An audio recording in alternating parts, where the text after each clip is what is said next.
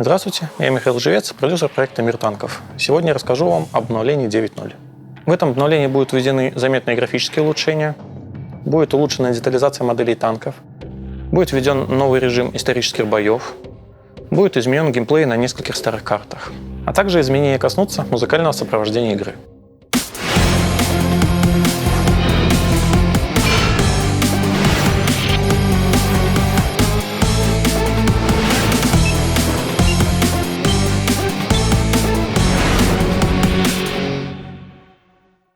Какие важные изменения внесет в игру обновление 9.0? Одним из самых заметных изменений этой версии станет обновление графического движка.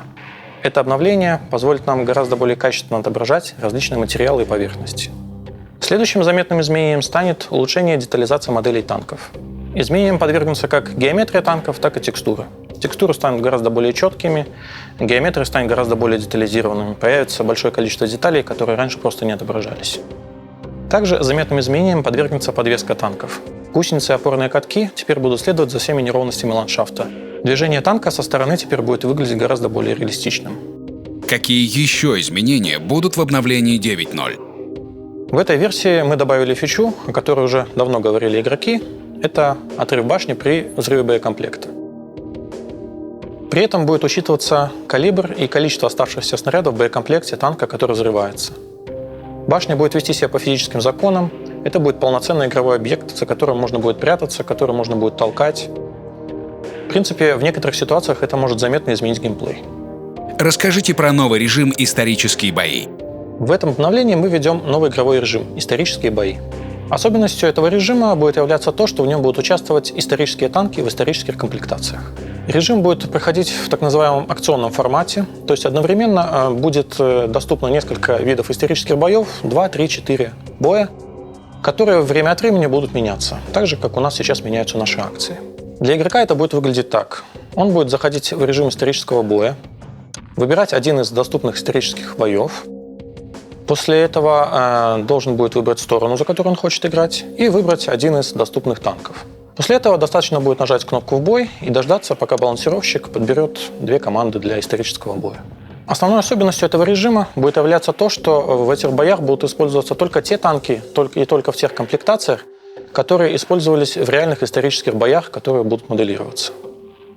При этом геймплей и механика в этом типе боев никак не будет отличаться от обычного рандома. Можно будет использовать стандартное оборудование, можно будет использовать все виды расходников, будут работать все скиллы членов экипажа.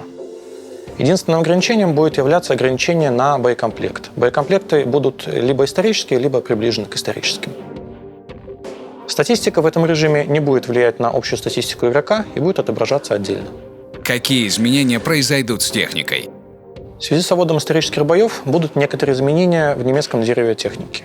Танк Panzer IV будет разделен на 3 отдельных танка, и ПТСАУ штук 3 будет разделена на 2 раздельных машины.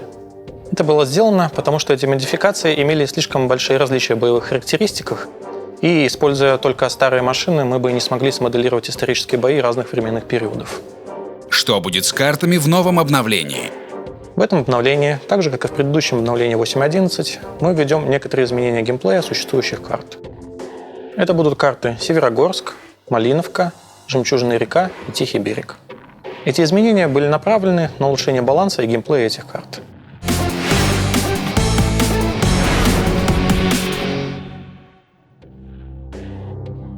Подробности о новой графике и физике игры смотрите в дневниках разработчиков World of Tanks.